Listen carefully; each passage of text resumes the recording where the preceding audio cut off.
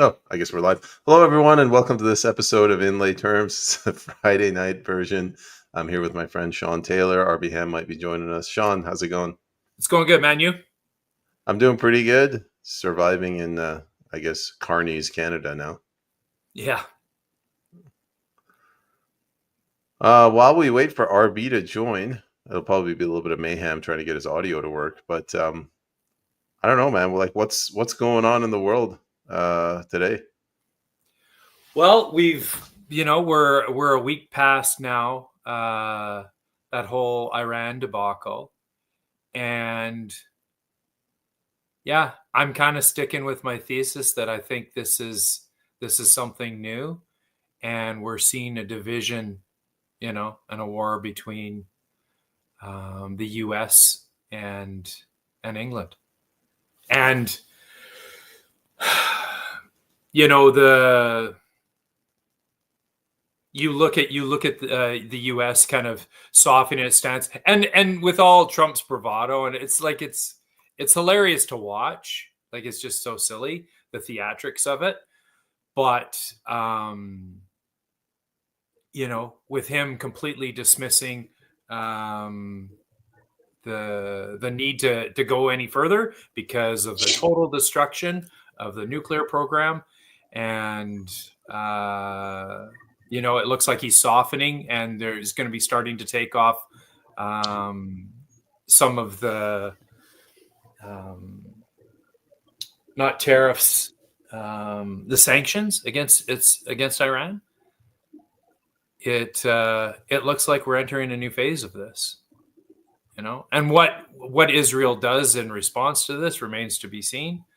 But they've taken some telling blows, which we've never seen, right, since the inception of Israel.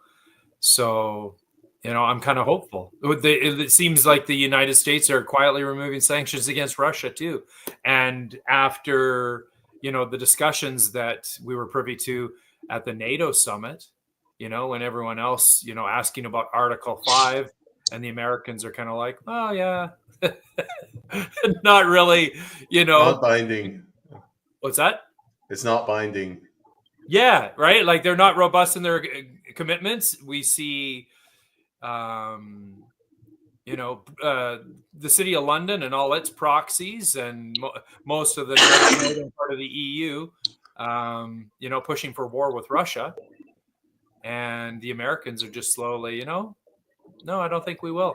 And by removing sanctions against Russia, and now denying supplying any more arms to the Ukraine, the EU finds themselves in a pickle. And unfortunately for us, our prime minister is all in with Team Europe. Don't worry, he's got his elbows up. Ukraine will be fine. Yeah. RB. Hey guys, can you hear me? Can you hear me? I can hear you. Oh, good. Can you hear me, Sean? Yeah, man. Yeah, it's good. The audience can hear me too. So I stay up on geopolitics by watching the Duran, and today Alexander Mercouris did a little spot. I guess Donald Trump phoned Vladimir Putin today, and he was trying to, and Vladimir, I guess, said, congratulations on July 4th and all that stuff. It was very nice. And he said to Trump, maybe as an exchange, we could exchange some motion pictures that display our common values, conservative values and stuff. And then Trump eventually got around to kind of saying, well, what do you think about a 30-day ceasefire there, Vlad? Vlad said, I don't think so.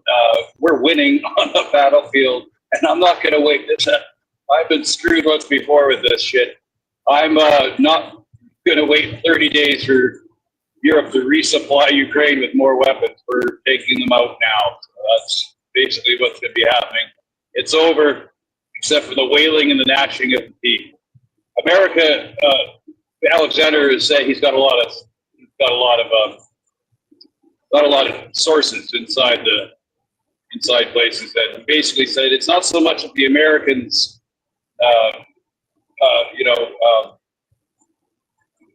they're basically running out of weapons. They've been supplying them, and they've had enough. And plus, they want to divert their weapons elsewhere, like like the Middle East and stuff like that. So basically, it's over. It's going to be I think Ukraine is done. They're going to have to sue for peace, and it's going to be on Russia's turn. That's all there is to it. Excuse me. No, I agree. I mean, when you're from a position of strength, why do you have to try to have peace negotiations? Well, he's not against peace negotiations. He said, I'm not going to do this ceasefire bullshit because that'll just give European nations a chance to resupply Ukraine, and we're done with it. It's over. So he's basically saying, time for you guys to sit down at the table. Listen to what I said, and we're not backing down. It's what Vladimir said to Donald. We're not backing down. You know what we want? Crimea, the Donbass, demilitarize Ukraine, no NATO in Ukraine, and basically and get those Nazis, get those Nazis out of our hair. We've had enough. Sean, what do you think? Well, you look at every move that was made in this from the beginning has been dishonest, and I don't know what they're thinking. Ukraine had an opportunity a couple times to come to the table, and they refused to. And it's just the level of delusion we've seen, and we've seen it played out in the in Western media. The Russians are on their heels, they're on the ropes, they're Vladimir's government's going to be overthrown, and Ukraine's winning this war. Russia's winning the war. They've been saying that for years, and it's just like, who honestly believes that? And well, here's the thing: the propaganda has been just incredible. What bothers me so much is and I'll see, and I see it all the time, even amongst supposed guys who think they know what they're saying.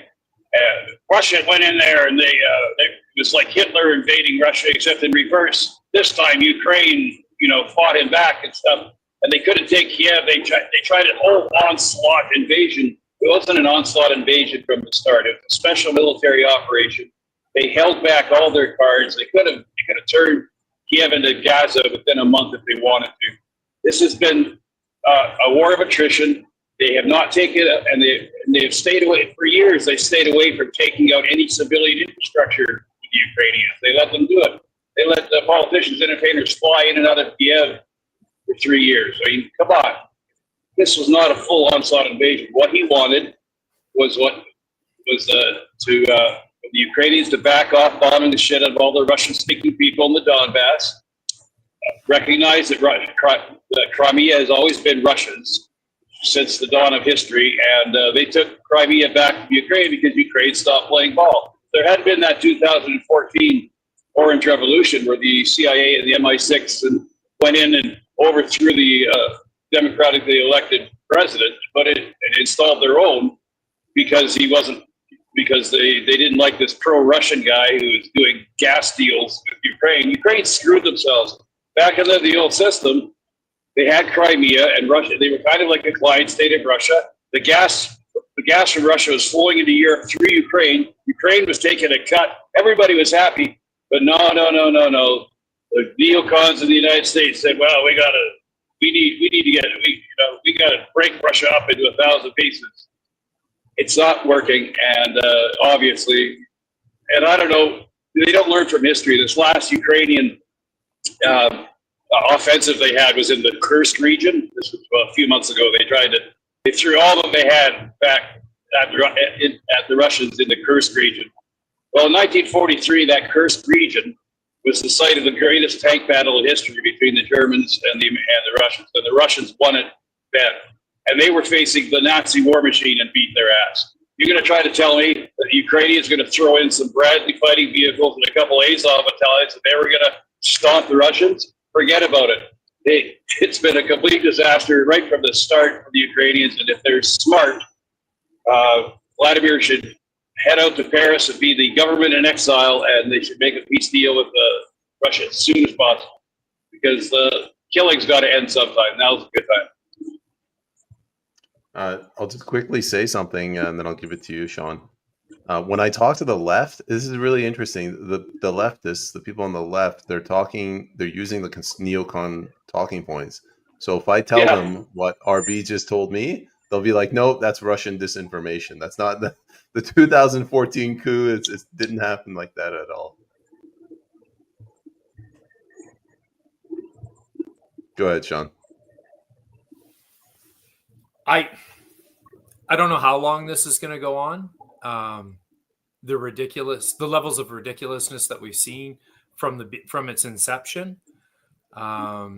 We've watched that special military operation take place, and what was supposed to be limited and short term, right, has turned into the entire Western world supporting this proxy force to degrade the Russians, and the exact opposite is resulted. Right, the Russians have got themselves on a economic footing.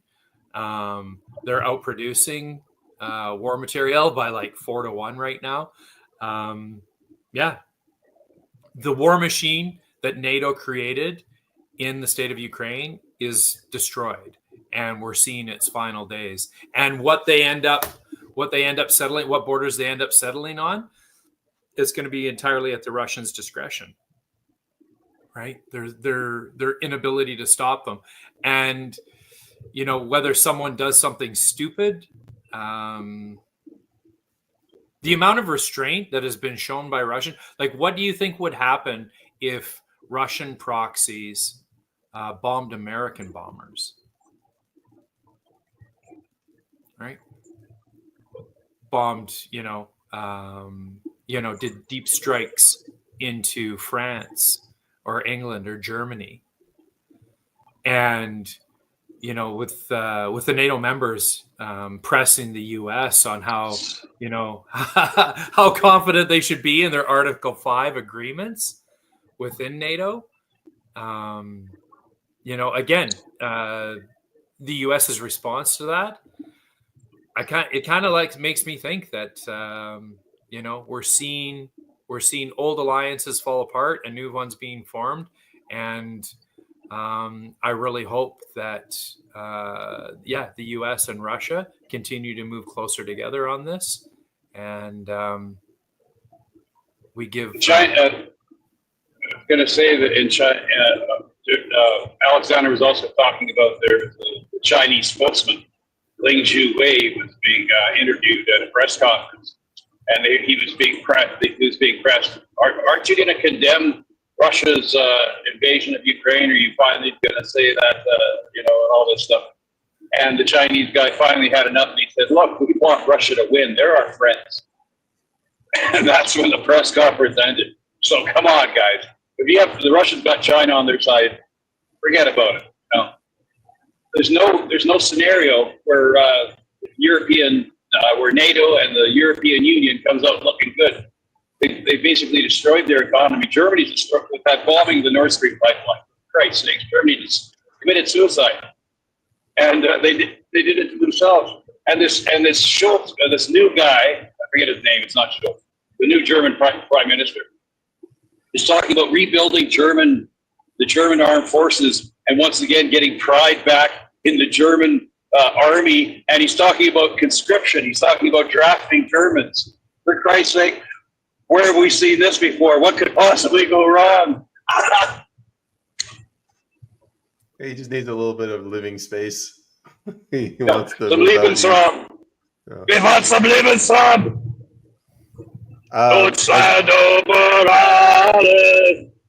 All right, we'll cut that part out.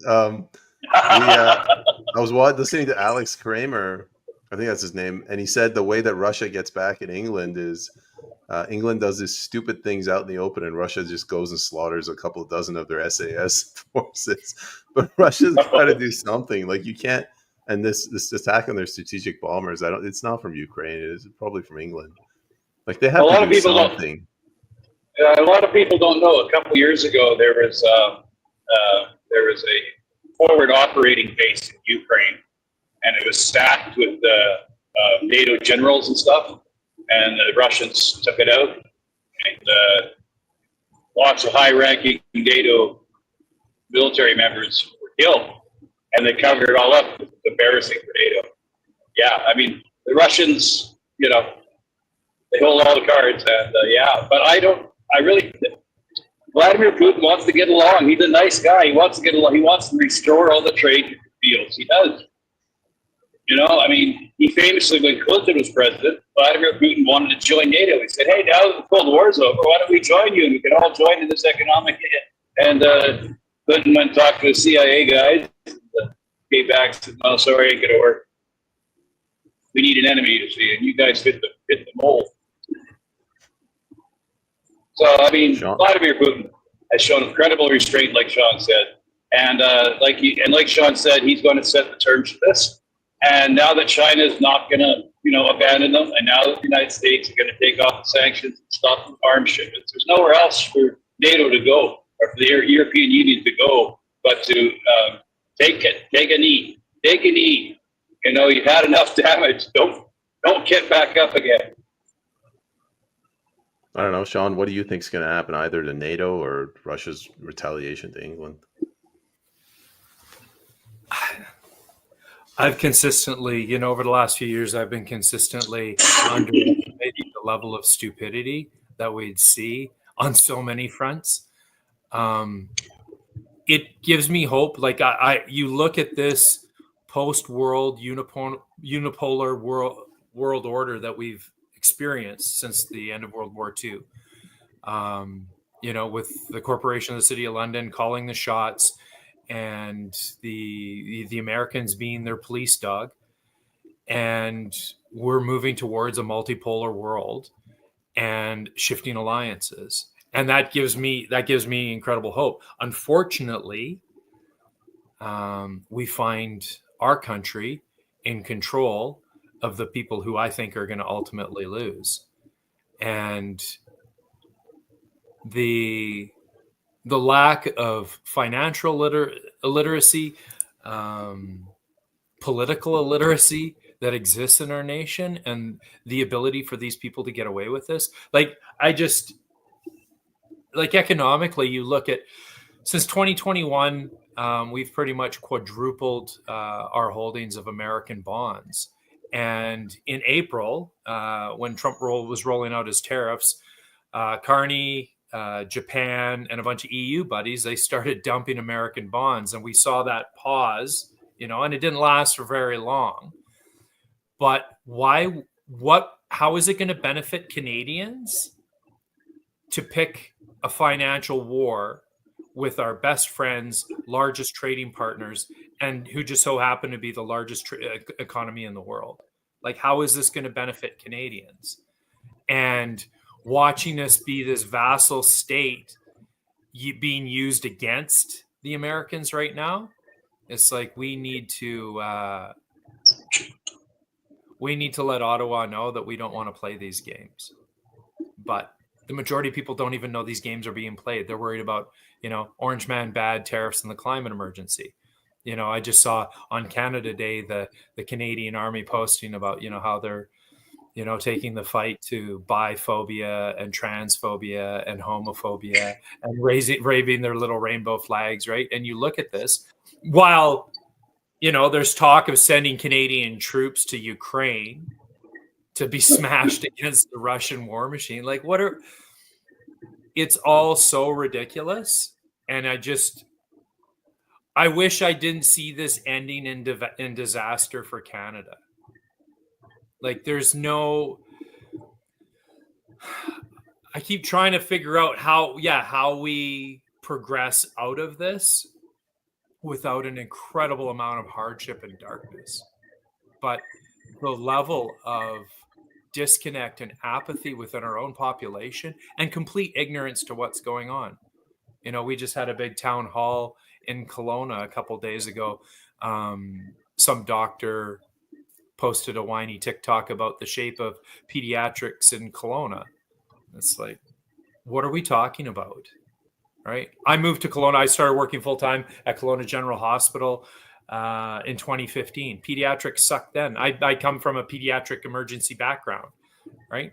And I had a physician that I'd worked with at the Alberta Children's move out there, and she lasted a couple months and went back to Calgary. She's like, this is terrible out here. Like, pediatrics has always been in sad shape since I've been there.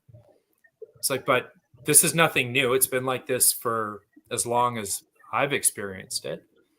But what about all the excess child mortality since we rolled out these vaccines? What about the, 40 sigma move in the incidence of cancer that we've seen since we've rolled out these vaccines? Right? They're not vaccines. What? I said they're not vaccines. That's all. Okay. So-called mRNA vaccine. gene therapy. Whatever. You know what I'm talking about, right? The jab, the shot. But no one's talking about it, right? We've got the government subsidizing foreign workers to incentivize corporations in this nation not to hire Canadians. Doesn't matter what color you are, right? To not hire Canadians. We're bringing in over 1 million a year. Most of them fighting age males from sub-Saharan Africa, the Middle East, and India. Like, you don't have to be a sociologist or an economist to see that this is probably bad for Canada. And the fact that we continue with these policies to our detriment, and no one's talking about these things, right? And we're worried about what's happening in Ukraine, right? We fund these genocides and send our like the amount of blood on Canadian hands, and they don't even know, right? Like, they're not even paying attention. It was CF-18s dropping bombs in Libya, right? After we deposed their leader and did a regime change and plunged the most successful African nation into complete chaos, and now it's a failed state. Right? This is what they do with our tax dollars on behalf of us. People need to recognize who the enemy is. And it's not overseas, it's not Russia, it's not Iran, it's right here. It's the Laurentian elite and their alliance with Europe, who seems to be, going against the United States right now. So I don't see that boding well for us. Sean, I want to go to a question comment from the audience. We'll go to RB for your opinion, and then we'll come back to you, Sean. Canucks Aram on Putin kind of gives an opposing view. Putin wants to be less molested by the West while he molests those weaker than his coterie.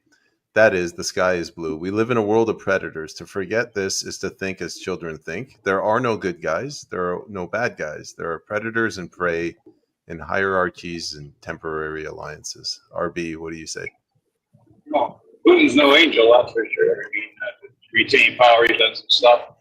But he has often and over again stated that after the Soviet Union broke up, and Russia has no interest in extending further, taking over other countries and telling them what to do, because it doesn't work. He said the reason the Soviet Union broke up is they were overextended and they were trying to run everybody else's countries for them, right?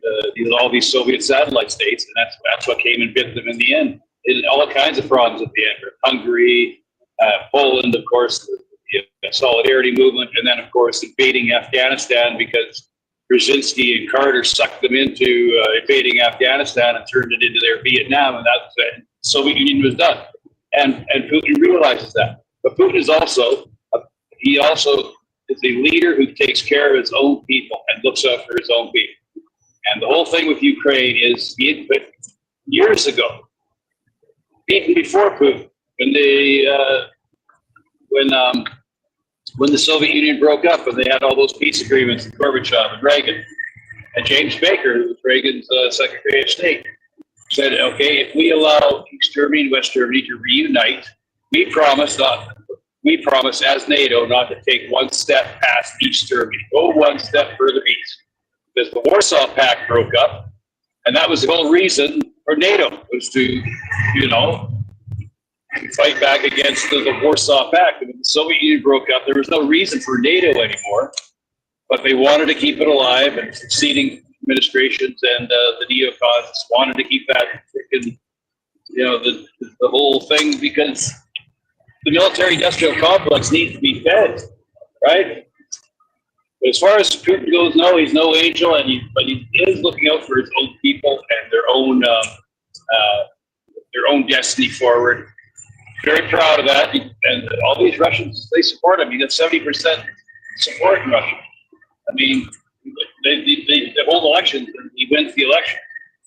And I realize that he's considered a strong man, but he's had to be because they've been going after him for like the last 10 years, trying to break up Russia into small little pieces. They wanted to balkanize Russia. That's what the neocons wanted to do. They talked about it openly in their think tanks. That's what they wanted to do. They called Russia a gas station, a country with a gas station pretending to be a country. They've slagged Russia off over and over again. And if Russia is so evil and all encompassing and stuff, why does Vladimir Putin allow all these Russian athletes to play in all these professional leagues all across the country? I mean, all across the world, allow them to have their own opinions about stuff. I mean, it's not the same as it was back in the Soviet Union days. This Cold War is being artificially kept alive by the neocons because it funds their military-industrial complex. Basically, plain and simple. But yeah, of course, Vladimir Putin's no angel. But neither would you be if you had to deal with what he's done. So we'll go to you, Sean. I don't even remember the question. Something about Putin. No good guys, no bad guys. Yeah. I disagree. There are bad guys.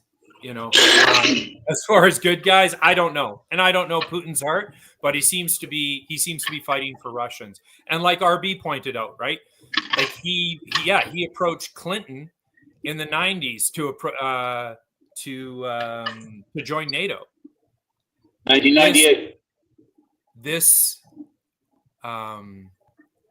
nest of evil that's existed in London since the formation of the Bank of England and the French Revolution uses chaos to control things. All right. And you look at the Bolshevik Revolution in Russia, you look at the rise of Hitler, you look at all that. We're going to smash Germany and Russia against each other. You look at the creation of the State of Israel in 1948, we're going to create a destabilizing force. You look at during the Iraq War, you had British SAS dressing up as Shia militia running around Sunni areas, murdering people to try to start sectarian violence, right? You look at all these, our lives are short and we're linear thinkers, right? And we just think that this is the way it's always been. All these lines that are drawn on maps are drawn by them to create division, to put people on teams and put people... Dude, you gotta silence your mic. Sorry, frog in my throat. Yeah.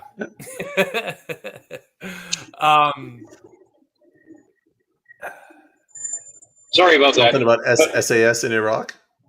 Yeah, so yeah, it's actually true. Another Sean probably remembers this, but these guys, the Iraqi authorities arrested these SAS guys that were posing as Shia Muslims going around trying to start what Sean was saying, and put them in prison. And British commandos came and broke them out of an Iraqi prison. This is a famous event. This is what they do, right? So you look, Payman, you're like in the I guess RB too, right? We're all PPCers, right? You saw Jay Hill and the Harperites, with Maverick Party. You look at the infiltration of the PPC by all these actors who, would blow up in a very public fashion. It's divide and conquer. Like, this is what they do. This is what they do on a global scale. This is what they do all the way down to the granular, right? There are no grassroots.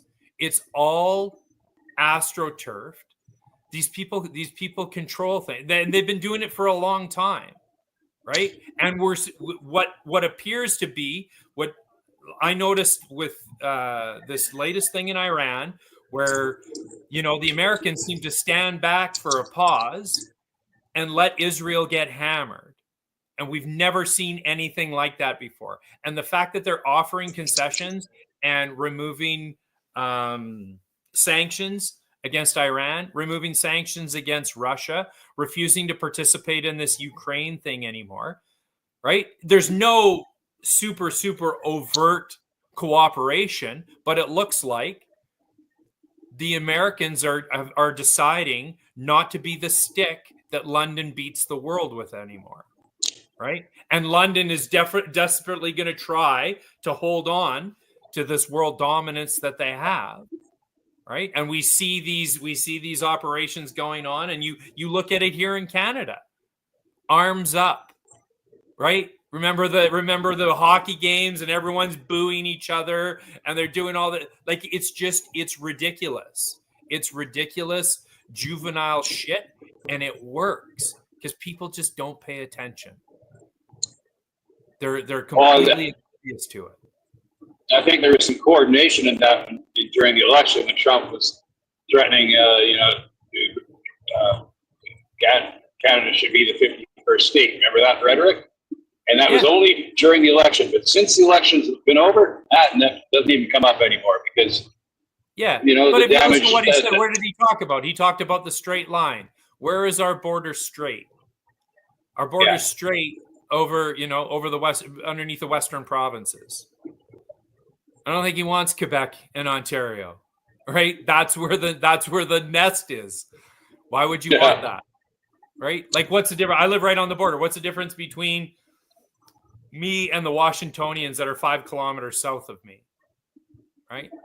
It was a line drawn by the Brits a long time ago, and we've just grown up on the other sides of those lines, right? I don't know. Did either of you guys see at Peter Thiel interview where they asked him if humans should survive? He was talking about Peter. Yeah, he was talking about the transhuman, like. And this is the thing that's so difficult for us, right? Because when you talk about these things, it sounds like you're talking about this friggin' dystopian fever dream, and they're like, you're crazy. It's like, it is crazy. It's insane. These people are insane, and they want this satanic, total economic control, transhuman nightmare. This is what they brag about. Yeah, we're not conspiracy theorists. We're just pointing out to our friends and neighbors what they're telling us. And they're right up in the open about it. Yeah, it is unbelievable. But this is what they talk about in their books, on their interviews, everything. Peter Thiel, like, he's the Palantir.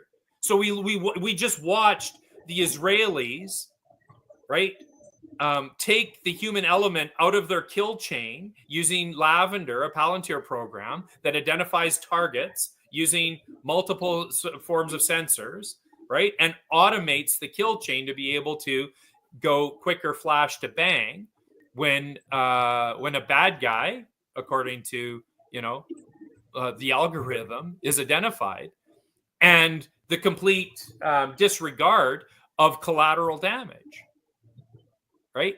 Like, that's what these people want. They want you injected with the chip, total economic control, the end of cash. You look at the war Carney's waging on cash in this country, the crackdown with banks, all that stuff, and people are too lazy to pay for cash, to pay for things with cash. Like, that's too much of a burden for you. I'd rather you just use my card, right? It's like, well, use it or lose it. And the level of apathy, disinterest, and absolute astonishing levels of ignorance about the predicament that Canadians find themselves in, and not wanting to threaten anything that would, they'll call me names, or I could lose my job, or whatever. And it's like, okay, well, what is it going to take for you to recognize that these people aren't lying? They're telling the truth. This thing is being rolled out, and we are on the wrong side of this. Canada is on the wrong side of this. And if you think that just letting it go is going to solve this, I just point out, like these mandates that they rolled out a couple of years ago, and the consequences of have killed more Canadians than all the wars that we've been in combined. The third leading cause of death in this country is fucking government-assisted suicide. If that isn't a sign that things have gone awry and they don't have good intentions for you, I don't know what is, right? And what it will take for people to stand up and say no, rather than just go along with this shit, say elbows up, orange man bad, and we got to worry about the environment. Like, yeah, I don't know, man. Like, Yeah, they can't. Like a crazy They person. can't. They can't. These politicians, these political parties, all they talk about when it comes to the climate, they talk about climate change and all that stuff, the emergency. There seems to be no concern of the vast amounts of homeless people that are everywhere in our streets. It's never been like this since I was born. When I was a kid back in the 60s and 70s, homelessness wasn't even a thing. There were bums, there were vagrants, but there were places for them to stay. There was a Salvation Army. Nothing was overstressed. But all of a sudden now, there's tent cities in every city in this country, in every community in this country. There are tent cities popping up everywhere. Homeless people that are dying left and right from the fentanyl explosion. And Scott Moe in Saskatchewan had to declare an emergency because we'll be on a fentanyl deaths.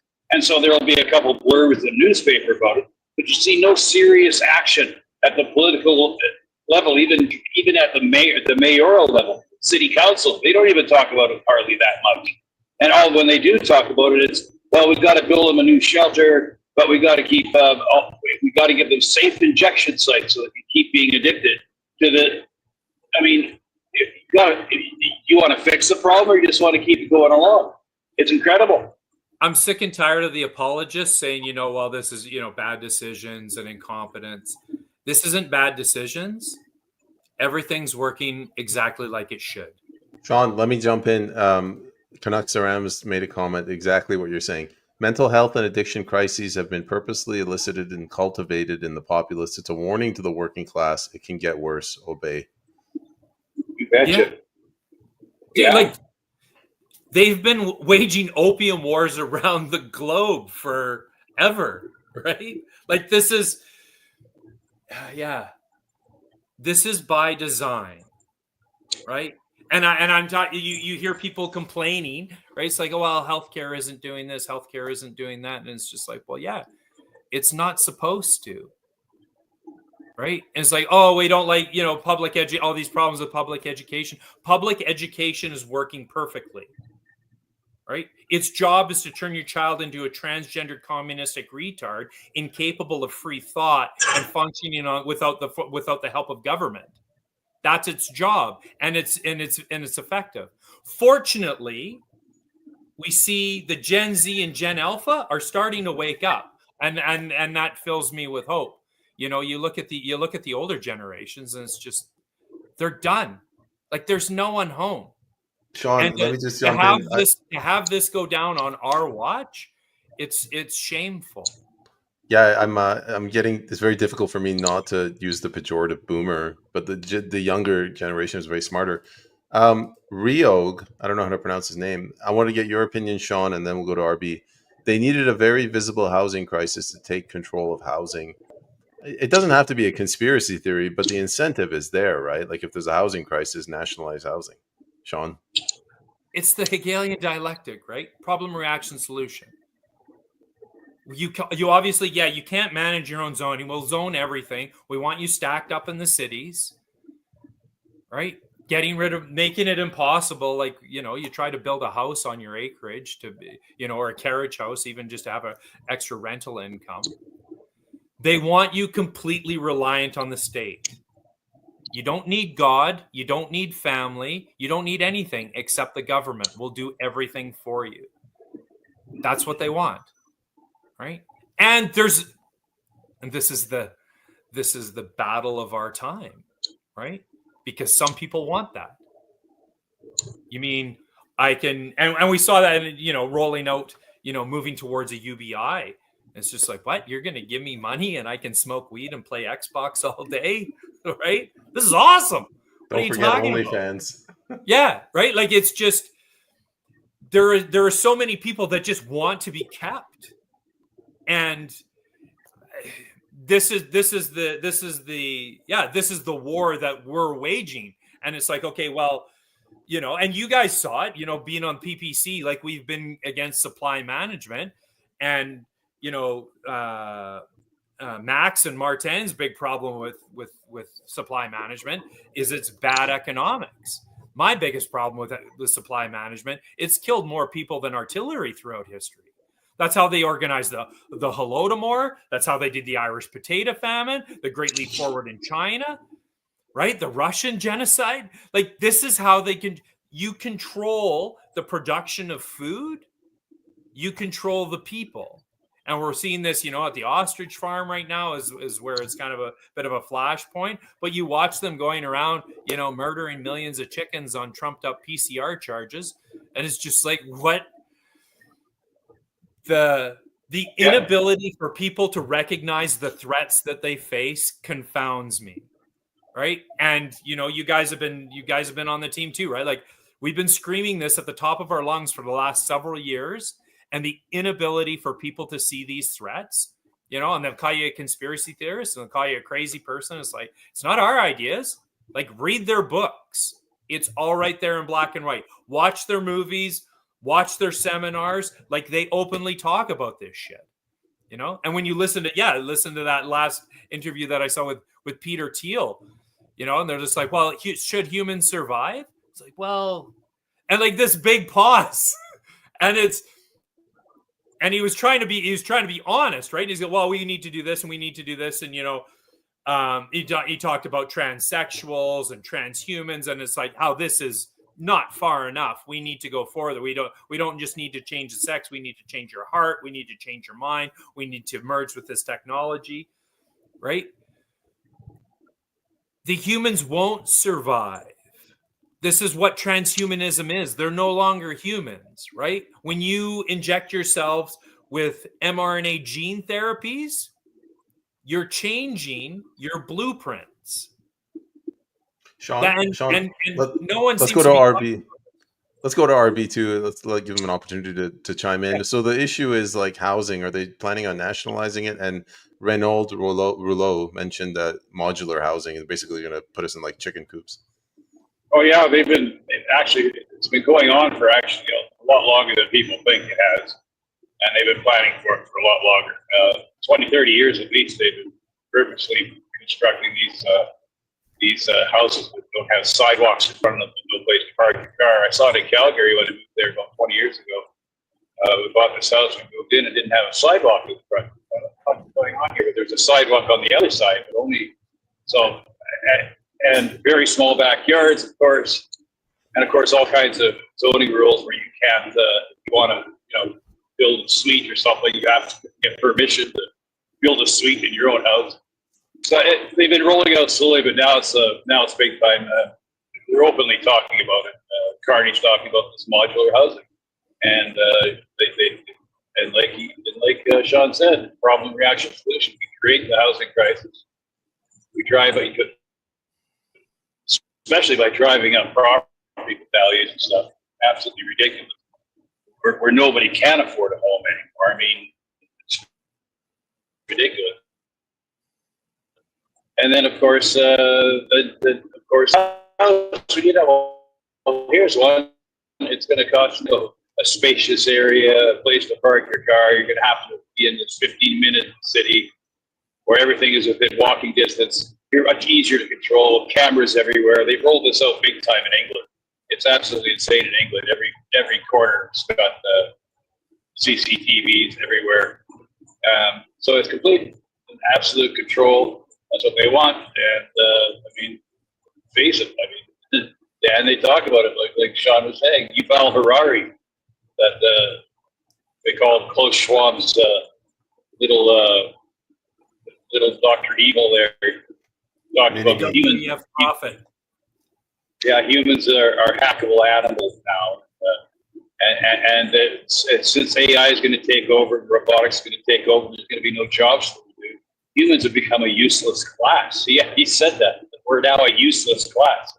And only people like him with big brains working for these think tanks and stuff are going to be able to are going to be able to run everything. It's the technocrat, Diego Garcia, guy on Facebook, guy talks about this, the technocracy, the technocrates. And this, so when you hear Donald Trump talking about the borders and Gulf of America and all this stuff, this was talked about a long time ago. Orwell mentioned it in his book, 1984, dividing the whole world up into 6 zones, each zone being controlled by a local technocracy, ruled by experts. Democracy's out the window because we can't be trusted with stupid humans. Look what we've done. All we do is fight wars. We're greedy. We're selfish. We can't be trusted. And that Bill of Rights is a terrible thing, so we got to get rid of that. And they openly talk about these things. John Kerry talked about that the Bill of Rights has been a problem for what they're trying to do in the United States. That's the point, though. It's supposed to be a problem. Exactly. I don't know. I guess we could keep this like negative depression train rolling. Reynaud Rouleau, he brings up the Century Initiative. Now, like these ideas, they pop into their head. They're like, hey guys, wouldn't it be awesome if by 2100 we had 100 million people? And then they do another bong hit or a crack pipe hit, and they're like, yeah, that's amazing. It's just, it's like doing politics by marketing. I don't know, Sean, how do you see it? Well, and this is nothing new, right? I heard that, yeah, originally it was they wanted 100 million Canadians by 2050. And, you know, the rates that we're pulling it in when you're doing over 2 million a year at this rate, right? You think that the more people they get, the larger the capacity to it. You can't have cohesive societies, right, that might not want to play these games. We saw that in World War II when homogenous ethnic groups decide that they don't want to play these games. They can be quite problematic, right? And when you have a homogenous culture that's all on the same page,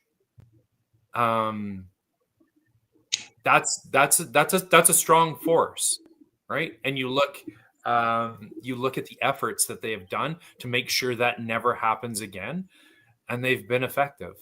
Like I was watching a bit, it was from 2016, and this guy was going through, and they were talking about all the birth rates and the aggregate birth rate per woman in the aggregate of the EU was 1.38.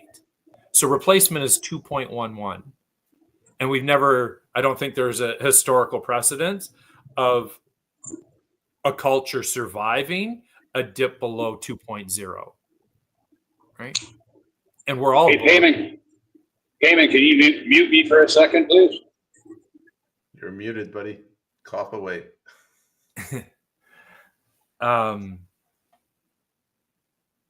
That, would suggest that we're about to see some changes, right? Like our culture is going away. Sean, yes. Let me, Tim is leaving. Tim is in the audience, and he wrote this. I'm going to read this, and I'm going to let you maybe give him some optimism, something positive. I'm off, men. No offense meant at all, but I feel like every space, every video is all the same. I've been on X to learn. I have learned some interesting things. Canada is gone. The Canada I knew is gone. Tired of talking about it. Nobody is going to hold anyone to account. That ship has sailed. Either leave or go gray. Most will lose their home. We have 10 years before the boomers are dead. I'll be gone by then. You can change American presidents all you want. You'll never change the damaged American. Tim, I don't know. Do you have anything positive to tell the poor guy? Again, when I look at the Gen Z and Gen Alpha guys, they seem to be getting it, and I was a borderline militant when I was a teenager, and I didn't have access to information, right? Like we had the news. I was under the spells. I thought, we were the good guys, and the Russians were the bad guys, and we had this cultural legacy of having gone and saved the world from fascism, and we were the heroes, right? That feels good. That I miss that, right? It's good to be the good guys.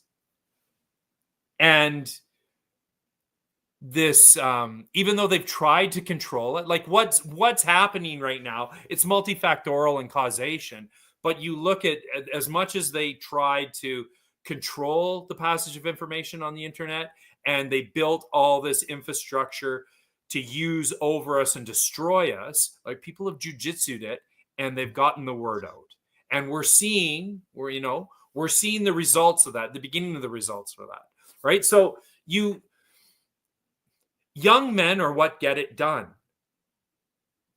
That's the truth of it. And they've done whatever they can to degrade the young men. And you look at the testosterone levels and the fact that we're poisoned nonstop with shitty food and endocrine disruptors and all this shit. There's still a lot of young men out there, and they seem to be starting to get it. Right. And, to hold on to their own shit. Like the Roman Empire used to do that. They'd grab all the fighting age males and they send them off to fight some barbarian horde and get them all murdered. Right. Because you do not want to have those people in your society. Young men, when they don't have the hope of, owning a home or socially being upwardly mobile in society, and they don't have a promising future. And this is the question that I'm starting to ask people when I get into these, so it doesn't, trigger anyone by saying something that's conspiratorial. Or I just ask them, what do you anticipate? Do you think things are going to get easier, or do you think things are going to get harder? And so far, I haven't had anyone say easier, right? And then so that kind of opens a dialogue. It's like, okay, well, why is that? Because things should get easier, right? Like we're progressing. You're working towards something. Life should be getting easier, but it's not. Why is that? Because our culture is being demolished from the inside, right? And you look at these things, and it's like, oh, the failure of multiculturalism. Multiculturalism didn't fail. It was very successful. It did what it was supposed to. It was supposed to destroy Western European culture, right? You look at, the failure of our school system. Our school system is doing perfect. It's supposed to strip mine the capacity for our children to think, right? And it's very effective in it. You look at all these, the side effects of whatever.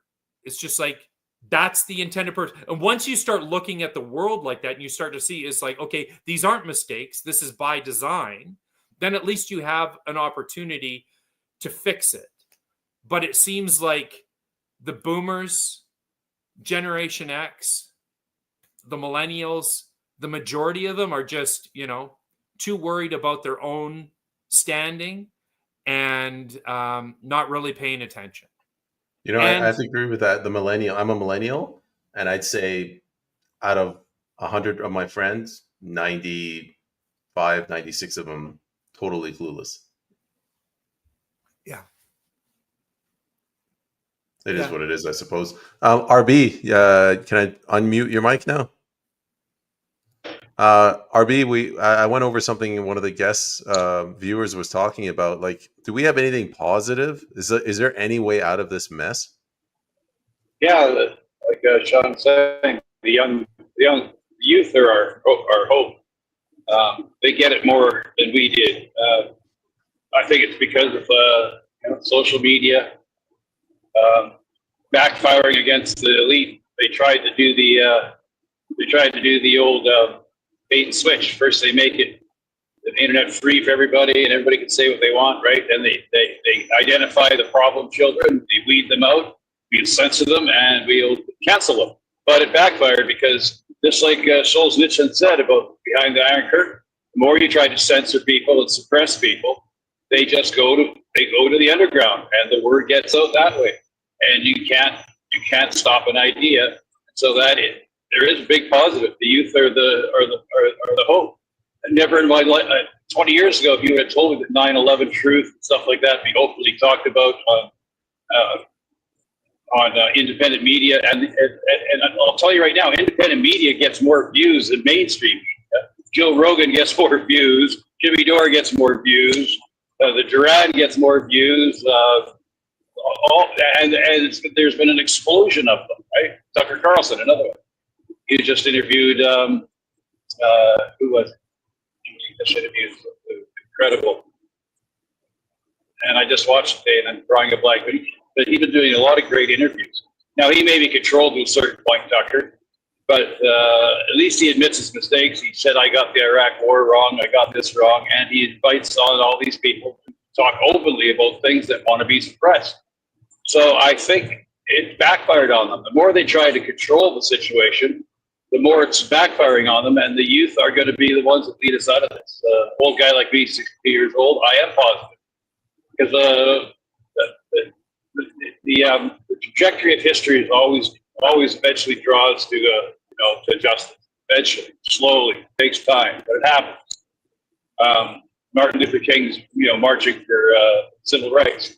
Nobody thought it would work. It worked. Mahatma Gandhi doing what he did in India, it worked. And they ended up in a bad spot because of what they did, but it does work. Eventually, the people will start waking up, and it's going to be the youth because they're the ones that are seeking the truth. The idea of being a truth seeker, really trying to find out what's going on, it's a big thing with kids these days, and especially what's been going on in the Middle East. They've been trying to suppress the Palestinian protest movement. The more they try to do it, the bigger it gets. Look what happened in Glastonbury a week. So, and what's going on with Ukraine? The Ukraine-Russia war is falling apart under its own weight, and it's the young people that are pointing all this stuff out. Because they're listening to these alternative media sources that aren't afraid to tell the truth.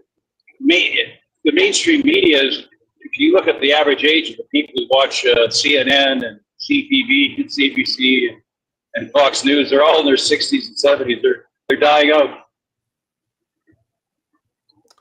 Well, Sean, I mean, we're at 7:00, guys. It's Friday. It's 7 where I am. I guess we should end it. I want to talk Sean? about one more thing. I think Sure. I want to read the outrage of the day.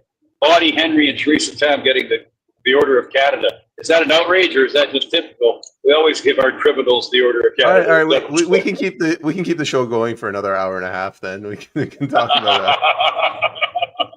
I mean, my whole issue with that was my theory is they understand the right, and they want to piss them off, so they put ugly women, minority women like Muslim women, or some lady that shaved her head. So we went from Theresa Tam, was just a hideous monster of a woman, and they replaced her with that fat woman with the hijab. She's a chemical engineer. She's not even a doctor.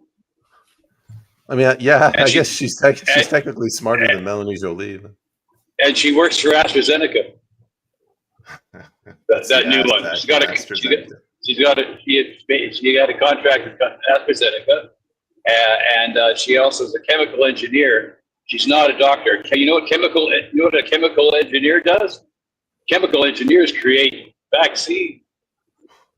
Sean, do you want to quickly comment before we end the show?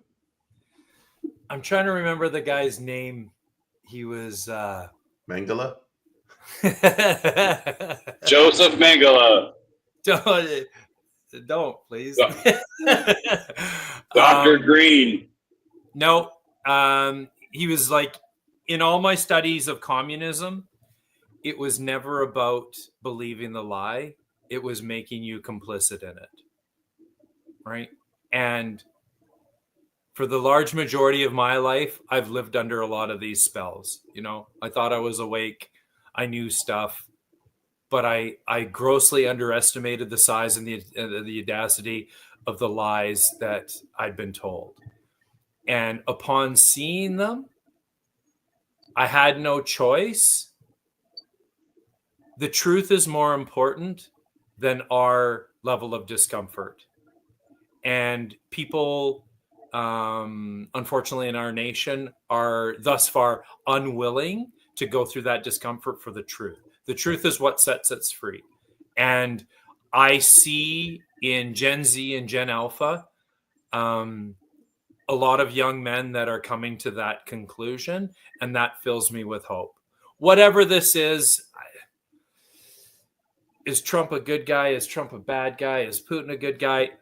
I see new things happening, and I see things that appear to may be a threat to the existing world order, and that gives me hope. But what really gives me hope is the young men, and I hope they find their way. And if there's anything that we can do to encourage them, because the disappointing things that we've seen in our generations, yeah, I have nothing but disgust and contempt for them, right? The fact that we've allowed this to happen on our watch is inexcusable. And anything we can do for to help these young men make the changes that need to be made to live in a better world. I'm bullish. I'm bullish on our future. I'm not saying that we aren't going to experience some bad things, but I'm extremely hopeful. And the truth.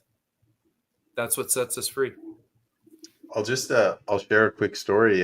When I was running for office, they invited me to school, and I talked to these 10th graders. And we talked about some of the issues and everything. And afterwards, this girl, this poor 10th grader, she came up to me and she said, "I really liked a lot of what you said, and I agreed with it, but I feel like there's no hope in my future. I'm really scared." And it stuck with me. This poor girl's in grade 10. She should be out there like playing out in the yard, no care in the world, and she sees what everyone between like 55 to 90 is refusing to see. That something is desperately wrong. So I guess it's good that we have people like the three of us who at least we didn't succeed, but we stepped up and tried to make a difference. That's true. I just couldn't sit back and watch shit go into the everything go to shit without at least saying something about it. I remember when me and Sean would do our town halls, and I talk about the line in the sand, or what's your hill to die on, and all this stuff throughout the COVID thing. And I said the very first time they mentioned wearing a mask, and they asked me why. That seemed like a big deal. You can deal with that. I said because I know that was just the introductory. That was what they were going to introduce. First, they get you used to the small things, and then the next thing you know, too many things have accumulated. So the best way to fight an invasion is to fight in the first ditch, not the last ditch. So I hope everybody remembers that, as soon as you see something going wrong, but that's the time to speak out, not when it's too late. Yeah. It's disagreeable men in society that keep the psychopaths in check, right? Absolutely. And this system has been designed to batter and beat down disagreeable men and, just punish them out of effectiveness.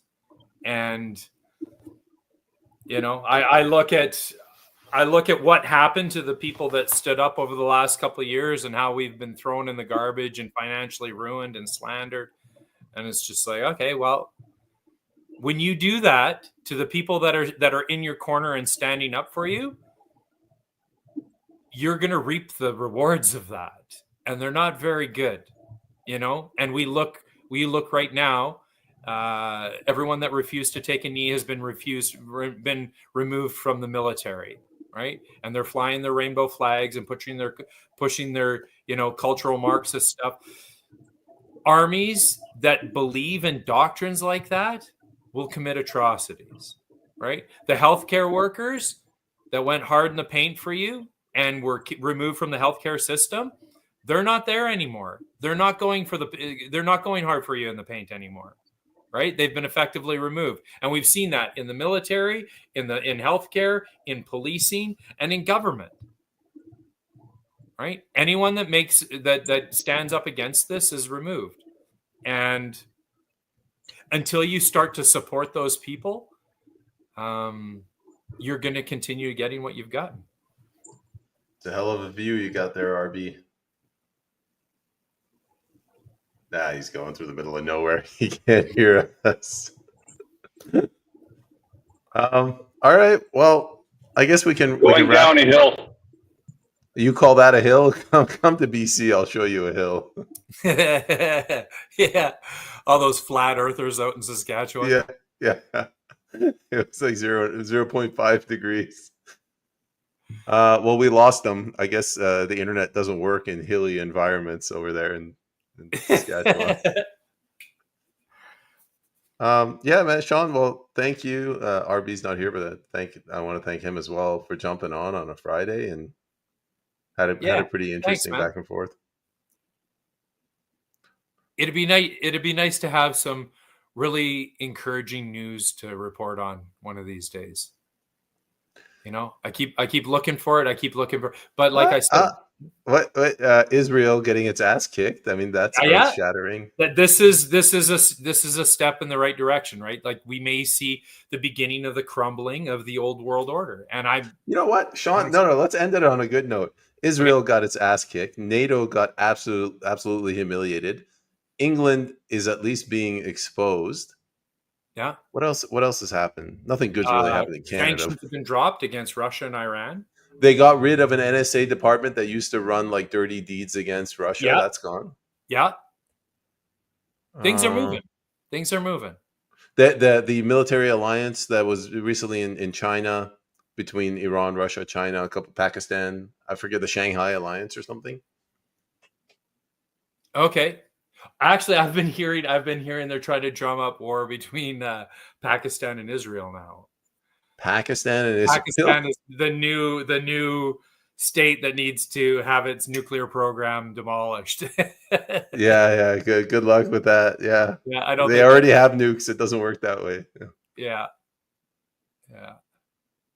You know, there is some good stuff going. It's just, you know, we're fighting 80 years of bad policy, so it's going to take a while. Yeah. And the spells are powerful, right? There's a lot of people that are never going to be able to see this. And it's unfortunate, right? But like I said, you look at the content that a lot of these young guys are putting out, and it's like, holy shit, they know what's going on. This is awesome. So I'm hopeful that this is going to continue in the right direction. The youth are going to be the next greatest generation ever, like the World War II generation, because they're going to be handed just like a terrible, terrible country. Yeah. And they have to repair it. We destroyed it. They fix it. Yeah. And unlike the greatest generation, which was fooled into going over and murdering everyone that was standing up against communism, these guys are actually going to beat communism. Yeah. Let's hope so. I just hope they don't get a false flag event and drag the world into another global conflict. They'll try. There's the level of awareness is raising. Yeah. Right. And I'm hopeful. Well, we'll see what happens, Sean. I'm going to go try to find some food, get some sleep. Always a good talk. All right, Sean, you take care, my friend. Yeah. Have a good night. Bye.